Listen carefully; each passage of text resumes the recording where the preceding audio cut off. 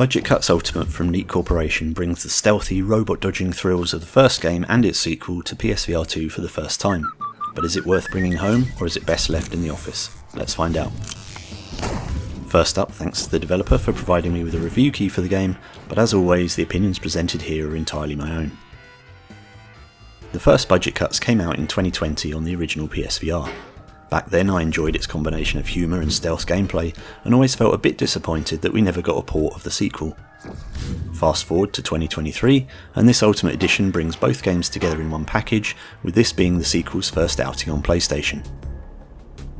The storyline sees you as possibly the last human worker at robot manufacturer TransCorp, with all your fellow humans having seemingly vanished, leaving only your robot co-workers in the office. A mysterious voice over the phone suggests that you may be next to go, and recommends making a swift exit, and here begins your adventure.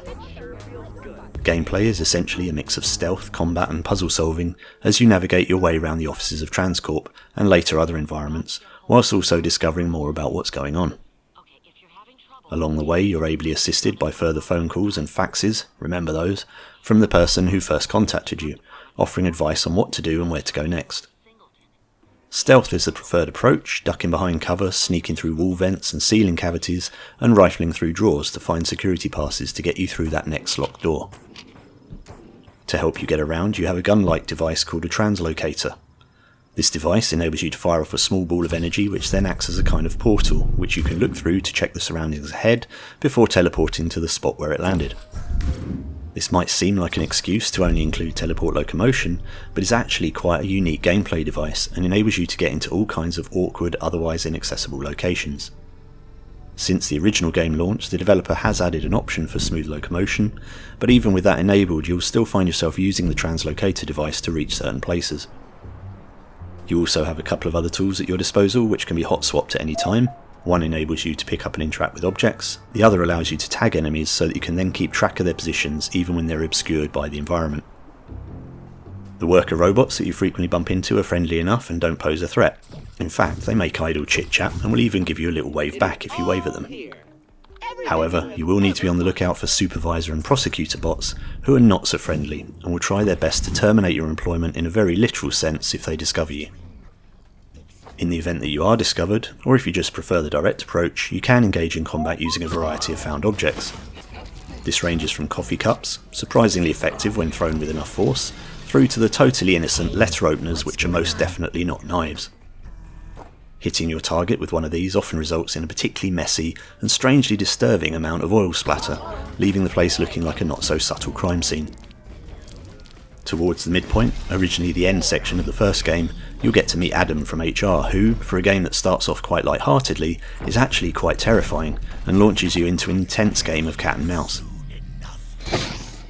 A nice bit of work has been done to update the ending of Budget Cuts 1 so that it seamlessly transitions into Budget Cuts 2, effectively making it one longer game consisting of 13 levels. One downside of this, unless I totally missed something, is that you can't hop straight into Budget Cuts 2 from the start. So even if you've already completed Budget Cuts 1, you're going to have to play through it all again to get into the sequel. The Budget Cuts 2 levels mix things up from the office cubicles of Budget Cuts 1 and bring some variety to the environments and gameplay, with a great start sequence aboard a train. Along with some new characters, friendly and not so friendly, it also includes the return of an old enemy from HR. The combat becomes a little more serious with the introduction of a real actual weapon, although there are still plenty of coffee cups to be thrown around if you find yourself in a tight spot. There are fairly regular automatic save points dotted throughout, so if you meet a sticky end or need to switch off, you're never too far from where you left off. From the main menu you can also jump directly into any level you've previously completed.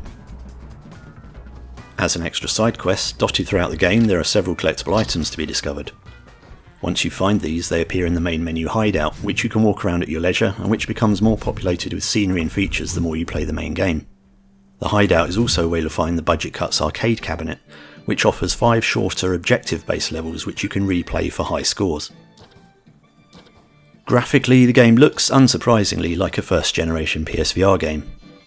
The graphic style is simplistic and clean, with some good-looking character models and animations for your robot friends and enemies. Now, possibly emphasised by the fact I just finished playing Red Matter 2 with its super sharp graphics, the image quality here is kind of blurry and on the soft side. For the first hour or so I couldn't help but wish it was a bit sharper, but then the more I got back into the game, the less I thought about it. To be fair, the developer makes no claims to have upscaled or improved the graphics in any way, but I still wonder what it might have looked like with a resolution upgrade. There are occasionally a few judders and some pop-in when objects or scenery render in at the periphery of your vision, but on the whole the visuals are serviceable and still exude a certain charm in the characters and environments. Audio is very good, with a lot of funny comments from the robots and the office PA system, and good voice acting all around for both human and robot characters. There's some nice context-sensitive music woven into the game as well, with some dramatic moments during the more intense stealth sections. I was a bit sad that, slightly ironically, the faster loading times of the PS5 mean that you don't get to hear quite so much of the loading screen music, as that was one of my favourite pieces in the original PS4 version. The volume levels do seem to be a bit all over the place, with sometimes overwhelming amounts of sound and chatter all playing simultaneously, and distance from sound sources becoming irrelevant, although this was perhaps done to ensure you don't miss important bits of dialogue when wandering too far from the source.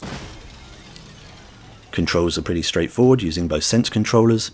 As mentioned, the teleport mechanic is an integral part of the game and required for reaching certain areas, but you can optionally enable smooth locomotion for walking around, or stick entirely to teleportation if you prefer.